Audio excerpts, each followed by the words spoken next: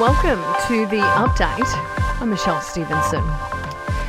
Well, the Sydney community is being offered a day of reflection as Westfield Bondi Junction prepares to reopen its doors tomorrow in the wake of Saturday's mass killing. Centre Group Chief Executive Elliot Rousseau says stores will be closed, but members of the public will be able to walk through and pay their respects to the victims. It will allow for reflection to occur as members of the community are able to come and pay their respects.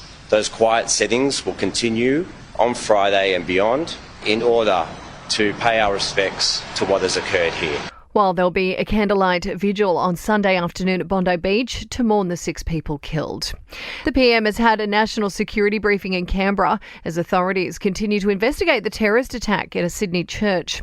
It's been revealed 51 police cars were damaged as a violent riot broke out on Monday after Christian Bishop was stabbed as he delivered a sermon. Anthony Albanese says this is a time for Australia to be united. Violent extremism has no place in this country. Violence has no place in this country. Our police need to be respected at all times. The Navy and Air Force will receive a greater portion of Australia's defence budget, but at the expense of the Army. An extra $50 billion will be allocated over the next decade on missiles, drones and other aerial systems, with the federal government also being forced to address workforce shortages. National Senator Bridget McKenzie has slammed the planning for the 2032 Brisbane Games. Speaking outside the Senate inquiry in Brisbane, she says the evidence heard so far shows the planning is half-baked, with no feasibility studies, no business cases and no funding agreements in place either. The first 7 jurors to serve on Donald Trump's hush money trial have been selected. The former president is facing 34 felony counts of falsifying business records to cover up a payment to adult film actor Stormy Daniels. And after battling an intense summer, Aussies can breathe a sigh of relief as the Bureau of Meteorology declares El Niño has officially ended. The country now making way for La Nina's return in spring. Sport and entertainment are next.